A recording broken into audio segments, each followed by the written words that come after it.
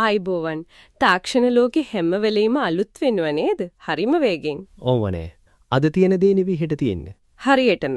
ඉතින් අද අපි මේ ගැඹුරු විමසුමින් බලමු මෑතකදී ආපු අපේ ජීවිතවලට ඇත්තටම බලපාන්න පුළුවන් වගේ පේන අලුත් දේවල් කීපයක් ගැන.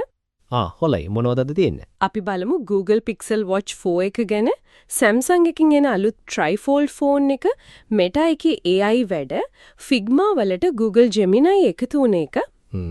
ඊට පස්සේ ෆිසික්ස් වලට නොබෙල් එකක් හම්බුණා ක්වොන්ටම් වැඩකට. ඒක ගැනත් බලමු. අන්තිමට අපේ ගැලැක්සි එකකින් එහා තියෙන ස්ටාර් එකක පළවෙනි පාරට ගත්ත ෆොටෝ එකක් ගැනත් කතා කරමු. අප්පා සෙට් එක නම් මාරයි වගේ. මේවා ගැන අහන්න ආසාවෙන් ඉන්නේ. විශේෂයෙන් අර සාමාන්‍ය අයට කොහොමද මේවා බලපාන්නේ කියන එක තමයි වැදගත් නේද? ඒක තමයි. තේරෙන විදිහට කතා කරමු. අන්න ඒකනේ. නැත්නම් අංජබජල් වගේ වෙනවා සමහර ඒවා. හරි. එහෙනම් පටන් ගමු Google Pixel Watch 4 එකෙන්. මේකේ තියෙන එකක් ඇත්තටම game change එකක් වෙන්න පුරුවන්. මොකද්ද? Satellite communication එක කියන්නේ satellite watch එකේ. ඒ කියන්නේ mobile signal කොහෙත්ම නැති තැනක වුණත් හිතන්නකෝ කැලේක හරි කොහේ හරි cellular grid එකෙන් සම්පූර්ණයෙන්ම පිටින්න කොටත් මේ watch එකෙන් කෙලින්ම emergency services වලට කතා කරන්න පුරුවන්. අඩෝ ඒක නම් සිරා. ඒ කියන්නේ කැලේක අතරමං වුණ තවුලක් නැහැ phone signal නැතත් SOS දාන්න පුළුවන්ද watch එකෙන්? පිල්ලුවන් ඒක තමයි මේකේ ලොකුම දියුණුව. watch එක කෙලින්ම connect වෙන්නේ අර low earth orbit satellites එක. cell towers ඕනේ නැහැ. මාරේනේ මං කොහොමද ඒක හරියටම වෙන්නේ? ටෙක්නොලොජි එක. LEO satellites එක තමයි communication එක. ඊට අමතරව තව දෙයක් තියෙනවා screen brightness එක. ඒක 3000 nits වෙනකම් වැඩි කරලා ඒ කියන්නේ හොඳටම අවුව තියෙන වෙලාවක වුණත් screen එක පැහැදිලිව පේනවා. ඒක නම් වෙලකිරි වැඩ. ගොඩක් ඒවා අවුවට පේන්නේ නැහනේ. ස්මාර්ට් වොච් පාවිච්චි කරන අයට ඒක ලොකු දෙයක්. ඒක Samsung එකේ පළවෙනි trifold smartphone එක වෙයි කියලා තමයි ආරංචි. ෆෝන් එක කොටස් 3කට දිගාරින්න පුළුවන්. 3කට. සම්පූර්ණයෙන්ම ඇරිමගල් 10ක ඩිස්ප්ලේ එකක් 10 inch. පොඩි ටැබ්ලට් එකක් වගේ. අම්මට හොඩු. ෆෝන් එකක් ටැබ්ලට් එකක් වෙනවද එතකොට? ඒ කියන්නේ hinges දෙකක් තියෙන්න ඕනේනේ. හරියටම හරි. dual hinge mechanism එකට 3 display panels. බං ඔච්චර නවනකොට කල්පවතීද ඕක? durability එක කැඩෙයිද දන්නේ ඉක්මනට? ඔය වගේ form factor එකක ලොකුම challenge එක තමයි durability කියන එක. හැබැයි ඉතින් Samsung එකට foldable phone අත්දැකීම් තියෙනවනේ. බලමු ඔයාලා මොකක් හරි හම්බ solution එකක් දෙයි. බලමුකෝ. බැටරි හැම කොහොමද දාන්නේ ඕකට?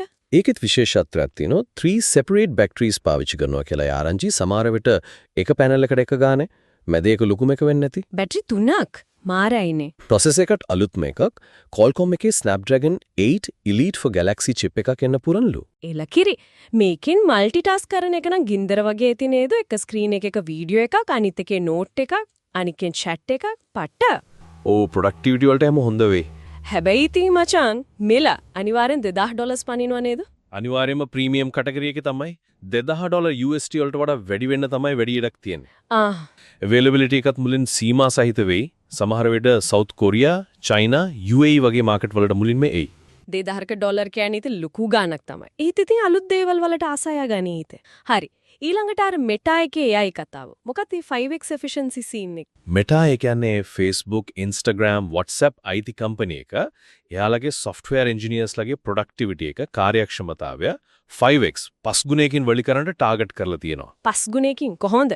AI tools පාවිච්චි කරලා artificial intelligence assistants ලා යොදාගෙන. ඒ කියන්නේ ඉංජිනේරුවන්ගේ ජොබ් වලට කෙලවේදි මචන් එතකඩ නැත්තම් උන්ව තවත් මරවන්න හදන්නේ 5x වැඩියෙන් වැඩ ගන්නවා කියන්නේ අම්මපා. Meta එක නම් කියන්නේ එයාලගේ අරමුණ ඉංජිනේර්ස්ලා වයින් කරන එක නෙවෙලු. එයාලව තවත් ප්‍රොඩක්ටිව් කරන එකලු. ප්‍රොඩක්ටිව්. AI වලින් code generation, code review, debugging, testing වගේ දේවල් routine වැඩ automate කරන එක. ඒ වගේ දේවල් වේගවත් කරන්න බලාපොරොත්තු වෙනවා. එතකොට ඉංජිනේර්ස්ලාට පුළුවන්ලු අර high value සංකීර්ණ වැඩවලට focus කරන්න. කිව්වට ඉතින් සමහර රුටීන් වැඩ කරපු අයට මොකද වෙන්නේ? ඒ roles වෙනස් වෙයි නේද? අනික මේටින් userලට අපිට මොකද්ද බං වෙන්නේ? Facebook, Insta වල අලුත් features ඉක්මනට එයිද? bugs එම fix වෙන එක speed වෙයිද? user benefits විදියට faster feature rollouts, quicker bug fixes බලාපොරොත්තු වෙන්න පුළුවන්. හැබැයි ඉතින් මේ AI අනාගන්න බැරිද? වැරදි කෝඩ් එහෙම ලියුවොත් මොකද වෙන්නේ? ඒ risk එක තියෙනවා. AI මත විතරක් depend වුණොත් අලුත් විදිහේ errors එන්න පිටුවන්. human oversight එක අඩු වුණොත් quality control ගැන ප්‍රශ්න එන්න පුරුවන්.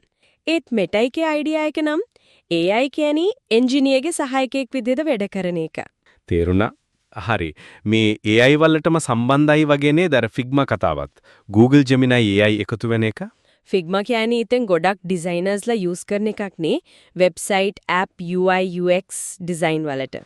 ඔව්. then Figma platform එකට Google එකේ දියුණු Gemini AI මොඩල් එක ඉන්ටිග්‍රේට් කරලා. ඒකෙන් මොකද්ද වෙන්නේ? මේකෙන් image generation වගේ වැඩවලට යන වෙලාව 50කට විතර අඩු වෙනවා කියලා Figma එකෙන් කියනවා. ඒ කියන්නේ ඩිසයිනර්ගේ workflow එක සෑහෙන ස්පීඩ් වෙනවා. එලකිරි. ඒ කියන්නේ දැන් ඩිසයිනර්ස්ලට වැඩ අඩු වෙනවද? ඒව නැත්නම් AI එක යාල්ගේ ක්‍රියේටිවිටි එකට උදව්වක් දෙන එකක්ද? සමහර විට දෙකම. ඩිසයිනර්ස්ලට දැන් පුරුවන් හිතන්නකෝ create a modern login screen with blue accents වගේ natural language command එකක් දීලා. කතා කරන භාෂාවෙන්.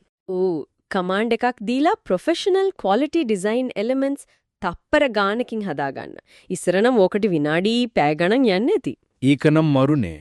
හැබැයි ඉතින් බං අර අලුතෙන් යන ජූනියර් ඩිසයිනර්ස්ලාට එහෙනම් මේකේ නවුලක් නැද්ද? AI හදන ඩිසයින් එක කොච්චර ඔරිජිනල්ද? කොපිරයිට් ප්‍රශ්න එන්න බැරිද? ඒ ප්‍රශ්න තියෙනවා.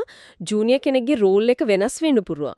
සමහර විට අර AI prompt engineering වගේ skills වැදගත් වෙයි ඉස්සරහට. copyright කියන එකත් AI generated content එක තාම විසඳිලා නෑ හරියට. ඒත් එක්කම Figma එක කියනවා යාලා enterprise level security controls දෙනවා කියලා. ඉතින් ලොකු companies වලටත් බය නැතුව මේක පාවිච්චි කරන්න පුරුවන්ලු. අන්තිමට ඉතින් අලුත් websites apps එන process එක නම් speed වෙයි. හරි. දැන් ටිකක් වෙනස් පැත්තකට යමු. අර සයන්ස් කතාව. ෆිසික්ස් වලට Nobel Prize එක. quantum මොකක්ද ඒ කතන්දරේ? මේ පර ෆිසික්ස් Nobel එක ගියේ සයන්ටිස්ට්ලා 3 දෙනෙක්ට. එයාලා පෙන්නවා ක්වොන්ටම් මෙකැනික්ස් වල තියෙන අර අමුතු නීති. අමුතු නීති. අපේ සාමාන්‍ය ලොජික් එකට පතහනි දේවල්. අර පරමාණු, ඉලෙක්ට්‍රෝන්ස්, ෆෝටෝන්ස් වගේ හරිම පොඩි දේවල් කන්ට්‍රෝල් කරන රූල්ස්. ඒ නීති මැක්‍රොස්කෝපික් දේවල් වලටත්. ඒ කියන්නේ අපිට අතින් අල්ලන්න පුළුවන් තරම් ලොකු දේවල් වලටත් විශේෂයෙන් ඉලෙක්ට්‍රිකල් සර්කිට්ස් වලටත් අදාළයි කියලා එයාලා එක්ස්පෙරිමන්ටලි ප්‍රූව් කළා. මොකක්? ක්වාන්ටම් නීතිය අතින් අල්ලන සර්කිට් එකකටත් අදාවරි. ඕක ටිකක් තේරෙන සිංහලෙන් කියන්නකො මචං. මොකද්ද ක්වාන්ටම් මෙකැනික්ස් වල තියෙන අමුතු දේ? පිස්සු ඇදනෝනේ. හරි. ක්වාන්ටම් මෙකැනික්ස් කියන්නේ විශ්වයේ තියෙන හරිම පොඩි දේවල්. සබ්ඇටොමික් පාටිකල්ස් එහෙම හැසිරෙන විදිහ එක්ස්ප්ලেইন කරන තියරි එක. ඒ රූල්ස් ටිකක් අමුතුයි. උදාහරණයක් තමයි සුපර්පොසිෂන්. ඒ කියන්නේ එකම පාටිකල් එකකට එකම වෙලාවේ ස්ටේට්ස් කීපයක ඉන්න පුළුවන්. හිතන්නකෝ එකම වෙලාවේ තැන් දෙකක ඉන්නවා වගේ. තව එකක් තමයි quantum entanglement. කනෙක්ට් වෙච්ච particles දෙකක් කොච්චර දුර හිටියත් එකක ස්ටේට් එක චෙක් කරපු ගමන් අනික එකේ ස්ටේට් එකත් ඒ වෙලාවෙම ෆික්ස් වෙනවා. ඉස්සර හිතුවේ මේ quantum effects පේන්නේ හරිද පොඩි ස්කේල් එකේ මයික්‍රොස්කෝපික් විතරයි කියලා. ඒත් මේ සයන්ටිස්ලා ස්පෙෂල් සුපර් කන්ඩක්ටිං ඉලෙක්ට්‍රිකල් සර්කිට්ස් හදලා පෙන්නවා ඒ ලොකු සර්කිට්ස් වල තර quantum effect superposition වගේ කන්ට්‍රෝල් කරන්න පුළුවන් කියලා. හරි. ටිකක් තේරෙනවා වගේ සුපර්පොසිෂන්, එන්ටැන්ගල්මන්ට් ලොකු සිස්ටම් වලත් කන්ට්‍රෝල් කරන්න පුළුවන් කියන එකද? ඉතින් මේකෙන් මොකද්ද වැඩේ? මොකටද මේක වැදගත්? මේක පට්ට වැදගත් වෙන්නේ ක්වොන්ටම් කම්පියුටර්ස් හදන්න. Quantum computers. ක්වොන්ටම් කම්පියුටර්ස් කියන්නේ අද තියෙන සාමාන්‍ය කම්පියුටර්ස් වලට කවදාවත් සොල්ව් කරන්න බැරි තරම් කොම්ප්ලෙක්ස් ප්‍රශ්න විසඳන්න පුරුවන් කියලා හිතන next generation computers. මොන වගේ ප්‍රශ්නද? අලුත් materials හදන්න එක, අලුත් බෙහෙත් හොයන්න එක, finance වල complex modeling, ඒ වගේ දේවල්. ඉතින් ඒ වගේ කම්පියුටර් එකක් හදන්න නම් macroscopic scale එකේ quantum effects control කරන්න පුළුවන් වෙන්න ඕන. ඒකට තමයි මේ රිසර්ච් එක වැදගත්. මේ Nobel Prize එක දිනපු වෙඩෙන් ඒකට පාර කැපුවා. stable controllable qubits ඒ කියන්නේ quantum bits හදන්න මේක උදව් වෙනවා. quantum computers මාරයිනේ ඒත් ඉතින් ඒ වගේ අපිට වැඩක් වෙන්න එදිනදා ජීවිතේට එන්න තව කල්යයි නේද බං? සාමාන්‍ය පාවිච්චියට එන්න තව අවුරුදු ගාණක් සමහර විට දශකයක් හෝ ඊටත් වැඩියෙන් යයි. හැබැයි ඩෙවලොප් වුණාම drug discovery, material science, weather forecasting, cryptography වගේ ගොඩක් දේවල් වල ලොකු වෙනසක් කරයි. හරිම ඉන්ට්‍රෙස්ටිං. දැන් අන්තිම එක. අර වෙන ගැලැක්සි එකක ස්ටාර් එකක ෆොටෝ එකක් කිව්වේ? තාරකා විද්‍යාඥයෝ ටීම් එකක් ඉතිහාසයේ පළවෙනි පාරට අපේ Milky Way එකෙන් පිට වෙන ගැලැක්සි එකක Large Magellanic Cloud එකේ තියෙන තනි තරුවක ඩීටේල් පේන ෆොටෝ එකක් අරන් තිනවා. Resolved image එකක්. නිකන් තිතක් වගේ නෙවෙයි. වෙන ගැලැක්සි එකක කොච්චර දුරද? ආලෝක වර්ෂ ලක්ෂ 60,000ක් විතර ඈතින්. තරුවේ නම WOH G64. යකෝ ආලෝක වර්ෂ ලක්ෂ 60,000ක්. ලයිට් ඉයර් එකක් කියන්නේ ආලෝකීය අවුරුද්දක් යන දුර නේද? ඒ කියන්නේ පිස්සු ඇදෙන දුරක්නේ. හරියටම හරි. කිලෝමීටර් ට්‍රිලියන ගාණක්. හිතාගන්නවත් බෑ. ඉතින් මෙච්චර කල් වෙන ගැලැක්සි වල තරුව අපිට පෙනුනේ නිකන් points of light වගේ විතරයි. ජේම්ස් වෙබ් එකකින් බැලුවත්. ඒත් මේ WOH G64 තරුවේ ෆෝටෝ එකේ තරුව වටේ තියෙන දුවිලි වලල circumstellar disk එක පැහැදිලිව පේනවා. ඒක තමයි විශේෂත්වය. වෙන ගැලැක්සි එකක තරුවක ඩිස්ක් එකක් පේන ෆොටෝ එකක් මාරයිබන්. මොකද මේ WH G64 කියන තරුව මොන වගේ එකක්ද? ඒක රෙඩ් සුපර් ජයන්ට් තරුවක්. ඒ කියන්නේ ජීවිතේ අන්තිම කාලේ ඉන්න වයසට ගිය සෑහෙන ලොකුවට පිම්බුණු තරුවක්. ඒක වටේ ටෝරස් එකක්, ඩෝනට් එකක් වගේ ඩස්ට් ඩිස්ක් එකක් තියෙනවා. කොච්චර ලොකුද? අපේ ඉර වගේ 2000 ගුණයක් විතර ලොකුයි කියලා තමයි එස්ටිමේට් කරන්නේ. 2000 ගුණයක්. ඕ තව නුදුරු අනාගතයේදී එකනේ තාරක විද්‍යාත්මක කාලෙන් සුපර්නෝවා එකක් විදිහට පුපුරලා යන්න ඉඩ තියෙනවා. සුපර්නෝවා අර තරුවක් පිපිරෙන එක. ඒක කවදා විතර වෙයිද දන්නවද? අනික මචං මේ මෙච්චර දුර තියෙන කවදාවත් යන්න බැරි දේවල් ගැන හොයන එකෙන් මේ ෆොටෝස් ගන්න එකෙන් අපිට තියෙන වැඩේ මොකද්ද? හරිම පවර්ෆුල් ඉවෙන්ට් එකක්. WOH G64 කවද පුපුරයිද කියලා හරියටම කියන්න බෑ. තව අවුරුදු දහස් ගාණක් ලක්ෂ ගාණක් යන්න බුණුවන්. ඉතින් මොකටද මේවා හොයන්නේ? ප්‍රයෝජනීය තමයි තරු කොහොමද හැදෙන්නේ, මැරෙන්නේ, ස්ටෙලා ඉවොලියුෂන්. ඒ වගේම අපිට ග්‍රහලෝකවලක ජීවියට ඕන කරන බර මූලද්‍රව්‍ය කාබන්, ඔක්සිජන්, අයන් වගේ දේවල් හැදෙන්නේ කොහොමද? ඒව කොහොමද මේ වගේ ලොකු තරු ඇතුලේ සුපර්නෝවා වලින් හැදිලා විශ්වය පුරා විසිරෙන්නේ කියන දේවල් තේරුම් ගන්න පුළුවන් වෙන එක. ඒ වගේම වෙන ගැලැක්සි වල තරු තනිව ස්ටඩි කරන්න ලැබෙන පළවෙනි අවස්ථාවක් මේක. ඒක නම් ඇත්ත. ඉතින් අද කතා කරපු මේ ඔක්කොම දිහා බැලුවම පේනව නේද? ටෙක්නොලොජි එක පැත්තකින් හිතාගන්න බැරි තරම් පවර්ෆුල් වෙනවා.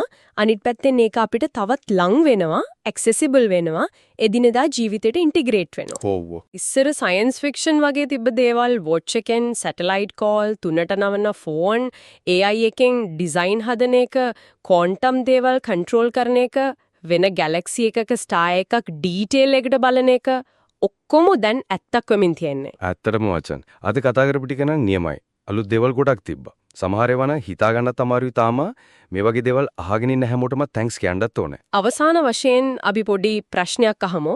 අද අපි කතා කරපු මේ අලුත් ටෙක්නොලොජීස්, මේ ඩිස්කවරීස් එක්ක නුදුරු අනාගතේ එන්න පුළුවන් ඊළඟ ලොකුම දේ, the next big thing මොකක් වෙයි කියලාද හිතෙන්නේ? ඒක නම් හොඳ ප්‍රශ්නයක්. හිතන්න දෙයක් ඉතුරු කරලා අපි අතට නවතිමු එනම්. එහෙමනම් මේ දීර්ඝ විමසුමට සවන් දුන්නාට ස්තුතියි. නැවත හමු වෙමු. හමු වෙමු.